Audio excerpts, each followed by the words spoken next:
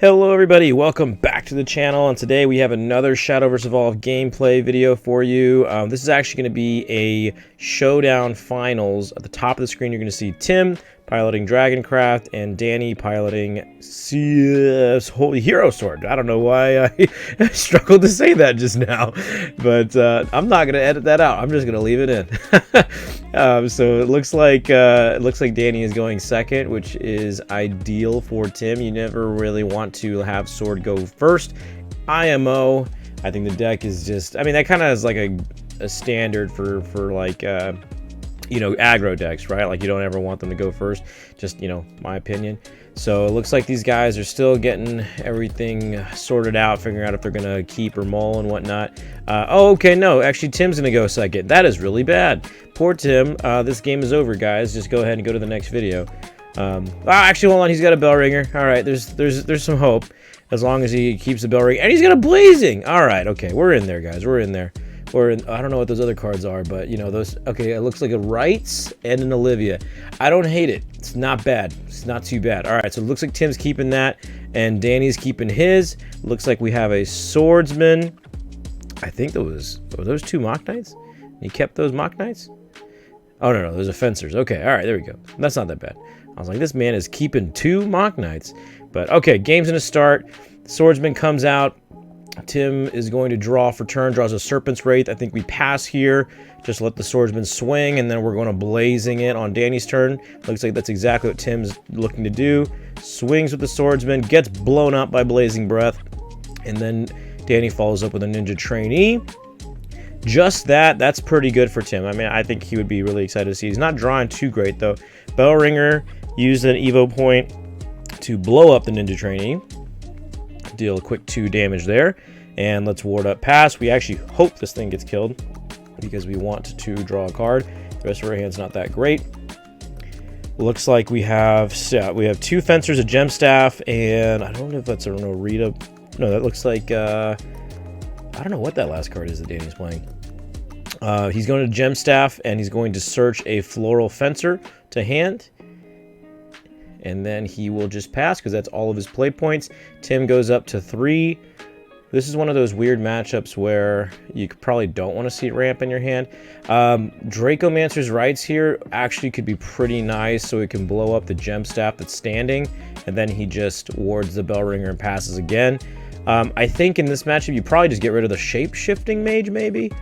Olivia doesn't feel that good either, truthfully, but it's kind of like you take whatever heals you can get. It just feels horrible playing it on 5 because it's just like so it costs so much in an aggro matchup, you know. So I could see him playing the Dracomancer's Rights, probably pitching the Shape-Shifting Mage, because in this matchup, well, okay, the Shape-Shifting Mage in this matchup can be a little bit better than Serpent's Wraith, because if Danny plays Narita Bryan, Shape-Shifting Mage kind of deals with that very nicely. But okay, so Tim is looking at playing the Dracomancer's Rights regardless here. Now I think he's just considering whether or not he wants to pitch a card, and if so, what card does he want to pitch?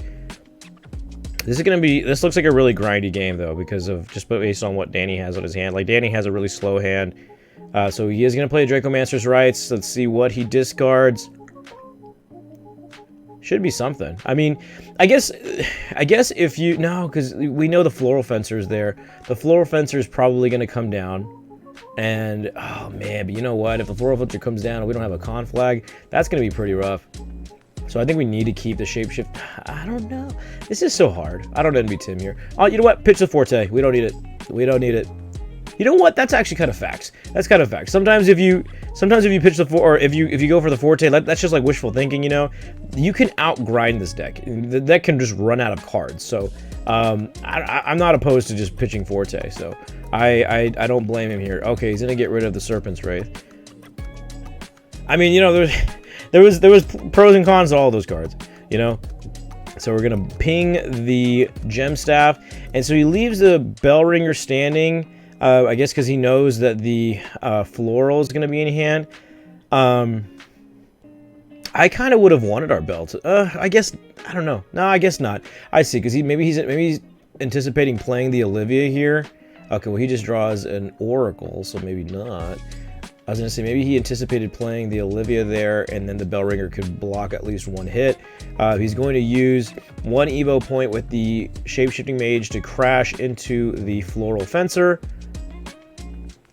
And he is going to... I mean, I get that he's probably thinking of ramping, but my goodness, you are out of cards. You only have 2 cards left, so that doesn't feel that great either. Oh, he draws! Attaboy, Tim. Attaboy. Good play. Good play. This guy knows what he's doing. Also, I don't know why I was thinking he was going to play Olivia there when he just simply did not have enough play points for that. Danny draws into a regular rarity Mock Knight. That is disappointing. Amelia going to play that Mock Knight, though. So he's going to... It doesn't have Storm, at least. But it will evolve to knock out the Bellringer. Tim is finally going to get some extra value off of that. And he's going to take 3 from the Steelclad and the Knight, putting him down to 18 because he did heal 1 off of the Dracomancer's Rights. It's not horrible. I mean, he has the flute. Oh, he draws another flute. He has the flute to trade positively over the Steelclad Knight. It's just that, you know, the Mock, he's going to take like 8 at least. You know, so ignore the live counter on the right. Tim is definitely at 18 right now. So that would put him down to 10. And that's really scary, you know? That does not feel good. But I mean, looking at his hand, there's really no other options here because I mean, you can't be silly and hit, you know, use Forte to hit for 7 because you're not threatening lethal at all. Olivia is not horrible, I guess, but no, it's pretty horrible. It's pretty bad. I mean, it's not, I guess. I mean, you heal 3 to erase the damage from last turn, but then you're taking 10. Right? 10? Yep, 10. But yeah, okay, we are going to play the flute after all. Get the dragon out. Draw a card. Maybe we can draw a Bellringer or a Blazing Breath. He draws a Dragon Warrior. I bet he would have rather had that card this turn, though. Okay, so he is going to swing over the Steelclad Knight, leaving his dragon to 1. And then Danny is going to continue. He draws into a Tokoteo, which he can play right now to just eat the dragon. I'm wondering what that last card is in his hand, though. 2 Valiant Fencers, Tokoteo. Yeah, so he's going to play the Tokoteo to blow up the dragon. Just putting up a lot of pressure right now. Tim's going to take 8, putting him down to 10.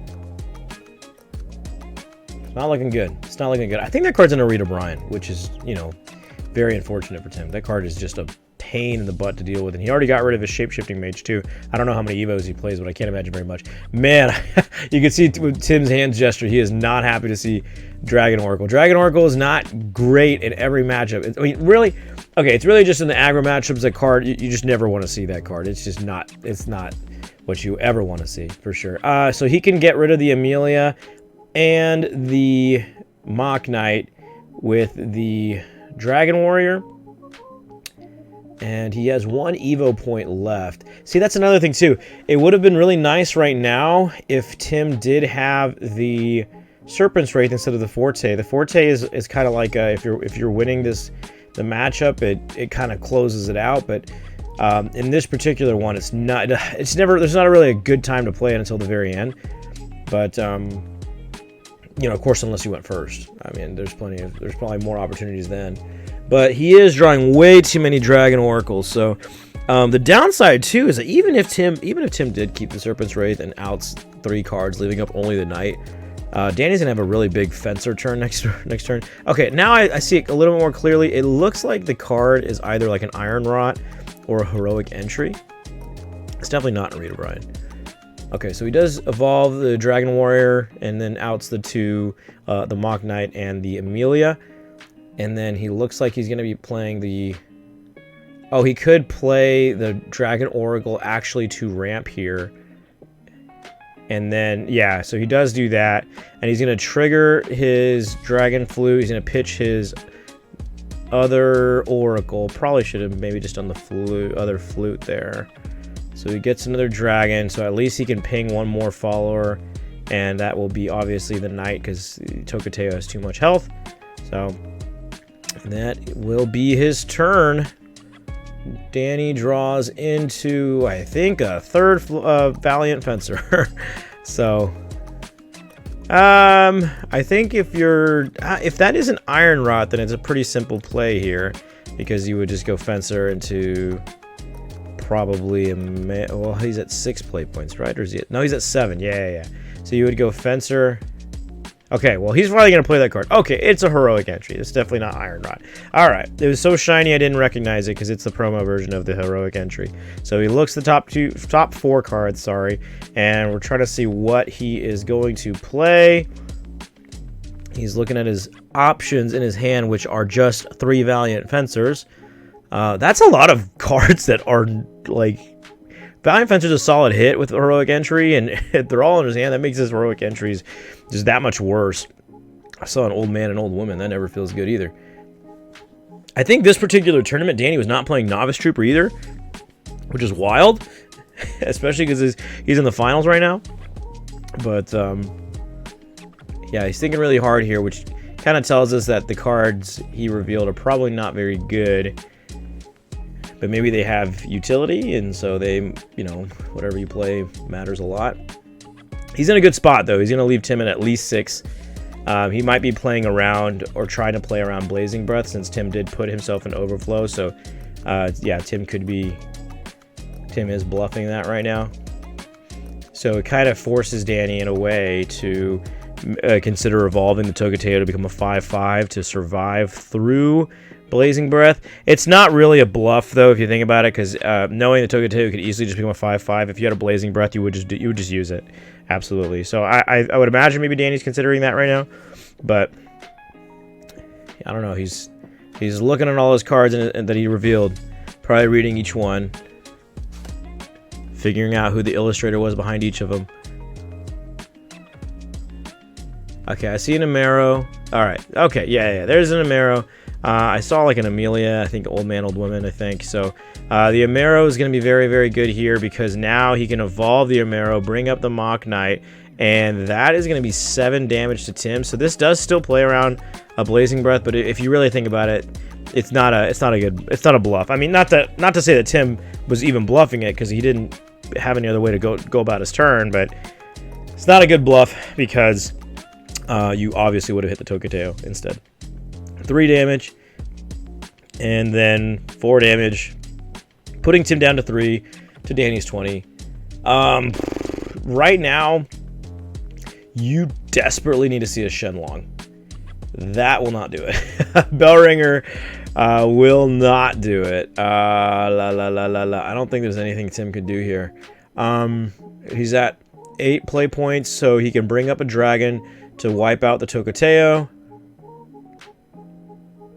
He could, you honestly probably like heal here. I don't know, I guess not. No, you don't. I was thinking that you heal to get rid of, like if you somehow got rid of 2 followers and you could heal. So he does trigger the Dragon Song Flute, bring out 2 more dragons in the EX. Each 2 dragons will deal with the 2 engaged followers, but then he just has nothing, man. He's got nothing. I definitely think that still getting rid of the Forte and keeping the Serpent's Wraith was the better move. Serpent's Wraith that has some more utility. Forte is... how did I describe it earlier? Like wishful thinking. So, bring up the dragon. He's going to bring up 2 dragons. And he's going to have to wipe out the Mock Knight and the Togeteo. He really... yeah, I mean, even with the Shenlong, though, he didn't have any other Evo points. Yeah, he didn't have any other Evo points. Yeah, he would have had to have kept an Evo point from last turn, I think, to evolve the Shenlong and then heal and then bring out another dragon, still trade, but still have a ward body. But, you know, it is what it is. You know, it's important to note, though, that, like, you know, Danny didn't even draw particularly great. You know, he played a 1-drop, and then on 2 he played just a single 1-drop again, and but yeah, I mean, Tim went it's all this to say that going second against this deck for Dragon in Dragon's shoes is a really, really hard thing to overcome. But Tim is still at 3, and pretty much anything getting over the bell ringer closes out the game. So I mean, yeah, Danny, essentially, if he plays anything, like, he just drew Leonidas, and that alone is already game. But yeah, he can play Valiant Fencer to search another Amero, play the Amero, evolve it, bring out a Mock Knight. I mean, he still has to play around Blazing Breath, I guess. But like I said, I mean, it's one of, like, if Tim had Blazing Breath, he would have just outed the Amero last turn, right? So he's going to play the Amero. He's going to evolve it. Probably bring out a Mock Knight, I guess. I don't know, just sword stuff. Brings out the Mock Knight. I'm assuming he is not going to play Heroic Entry. All right, good. And he's going to swing over the Bell Ringer, and that's pretty much going to be the game. So I hope you guys enjoyed this match. I will try to upload more regularly in the future. Oh, there's a Super Creek right there. Let me know what you guys want to see in the next one. Set 4 is coming out soon, so you know I'll have some box openings of that. That's all I got for you guys today, and I will see you in the next one.